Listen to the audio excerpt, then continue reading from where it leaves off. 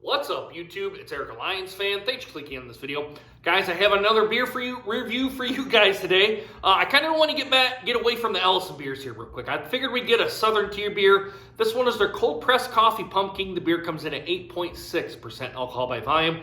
Right on the side of the bottle here, it says it's a 2019 vintage.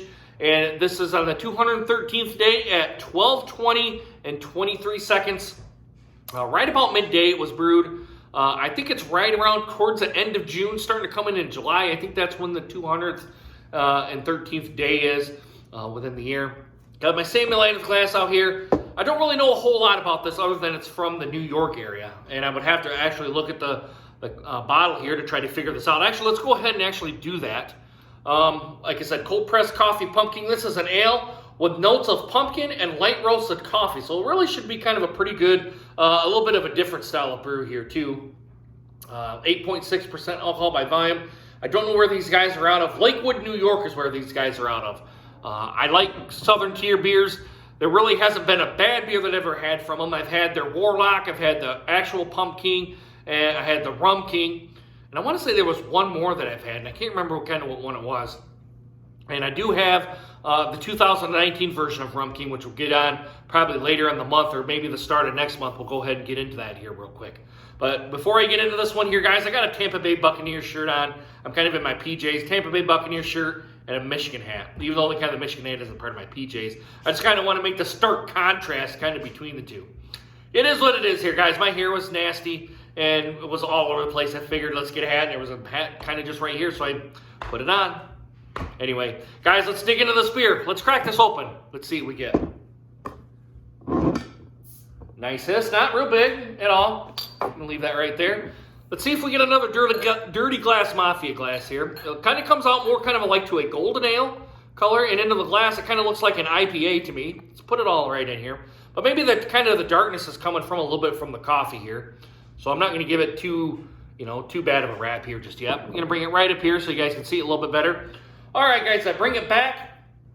About a finger's worth of head on here, small to medium bubbles on the top, small around the sides, a little bit of an off-white head, dirty glass everywhere. I need to really start hand washing these glasses instead of having them dishwasher do it, because it probably would get rid of a lot of the bubbles on here. But it does kind of look like an IPA, at least up here on the top part of the bowl. You guys aren't seeing it real well. Let me bring this back here a little bit.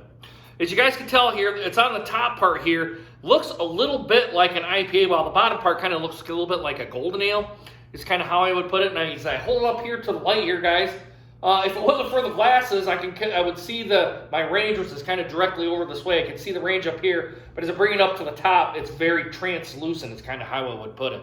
Like I said, kind of the IPA, the kind of double IPA-ish on the top, and kind of the golden ale down here on the bottom. But I'm getting some whiffs right now of the pumpkin on here, but let's get into the aroma test. Let's see what we get. A little bit of the coffee, a little bit of the pumpkin coming through.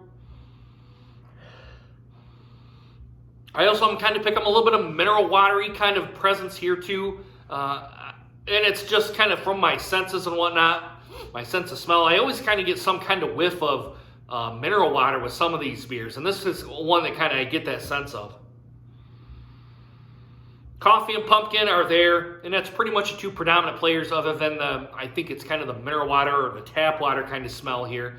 And what I'm kind of really getting to is before it rains and you take a big whiff and you kind of smell the rain, I would kind of put it, that's what you're kind of smelling here in this beer. Yeah, it kind of seems really good here, guys. I'm going to try to dig into this one and give my best my best interpretation of the taste here, guys. So let's dig into this one, guys, and see what it gets. Bottoms up. Cheers, guys.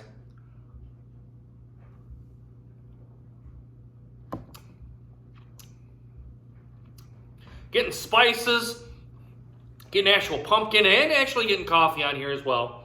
All kind of subdued, but they're all three there here.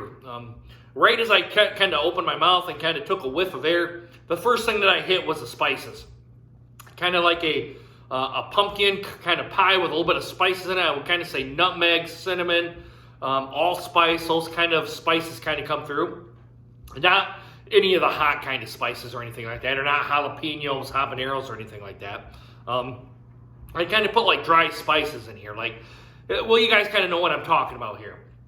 I'm actually getting some of the pumpkin here too, and the cold pressed coffee is actually good as well here. The coffee is kind of more of a predominant presence than I would have thought it would be. I thought it would kind of be more back down, and the kind of more of the pumpkin would be brought up more towards the forefront. Goodness, I can't talk today here, guys. I'll fully admit here, I apologize, guys, for that little jump cut here. I kind of took you on. I'm pretty tired today, guys. I didn't sleep real well last night, but anyway, kind of getting back to the beer here. Those are pretty much the three predominant kind of flavors that you're going to get with this beer. You're going to get some spices, you're going to get the pumpkin, and you're going to get the coffee.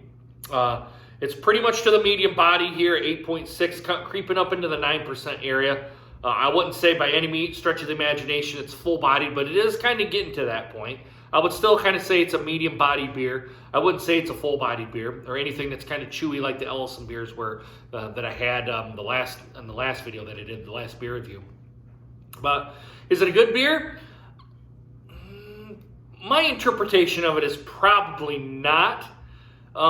Only because, and I didn't really actually say this just yet, I kind of think the pumpkin and the spice and the coffee are kind of really fighting each other on this one. Even though you get all three of the flavors, are kind of butting their heads together, kind of like it was with the coconut beer that I had from Ellison, and a couple of other beers that I've actually said on this were a bourbon barrel-aged IPA. I kind of think those two things kind of don't mix well together. They kind of fight to kind of see what kind of comes up into the forefront. I think these are kind of fighting here as well. Even though you're getting all of it, you're getting the spices, you're getting the cinnamon, the nutmeg, the allspice, you're getting the pumpkin, and you're getting the coffee on this one.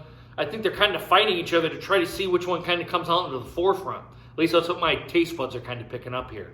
I would probably put this in the low B category on this one. I'd probably give it a B minus, probably an 80, 81, kind of right around there. Just inching into the B category. It's just that it's almost like a too complex beer. You're not getting one or two kind of things on here. You're getting three things on here, and they kind of are fighting each other, kind of duking it out to try to see what is the most predominant flavor. Am I going to finish the beer? Yes, I will finish the beer. I will give it that. But is it a good beer, and would I get a six-pack of it? No, I'd probably, if I found it, or 4 or 6-pack or whatever this comes in, I'd probably just pass right on by it and go get something else from Southern Tier or another beer brand altogether. But guys, let me know what you guys think of the cold pressed coffee. I'll bring it right up here, back up to the front. Let me know what you guys think of this beer. If you had this before, go ahead and put it down in the comments. Please consider hitting that subscribe button. And make sure you guys hit that bell notification so you guys get more videos just like this one. And guys, if you had too much to drink, please get a designated driver. You guys should know my spiel by now, but if not, I'm going to say it one more time. Guys, please do not drive home drunk, okay? Because if you do, you're going to get pulled over by the cops. They're going to make you do the stupid-ass sobriety test, and you get a free ride to jail. Then you're going to have court fees and then possible prison time. And then if you hit or kill somebody, you guys know you're going to be in the slammer for a while. And if you kill yourself, all you've done is hurt your family and friends and put yourself 6 feet under, okay? Just sleep off your butts, get your car the next day. Get an Uber, a taxi, a Lyft. Have a buddy come get you. Have a bartender call for a ride, or someone at the bar call for a ride for you. Because in this day and age, guys, you're going to get pulled over if you end up having too much to drink and you think you're okay to get behind the wheel. It's not cool to do, and you're just hurting yourself and your family and your friends by doing it, okay? Just don't do it. All right, guys, come back next time and pull another beer out of the fridge back here. We'll see what it does. All right, guys, I really hope you guys enjoyed this video. We'll see you guys again soon. Deuces. Take care, guys.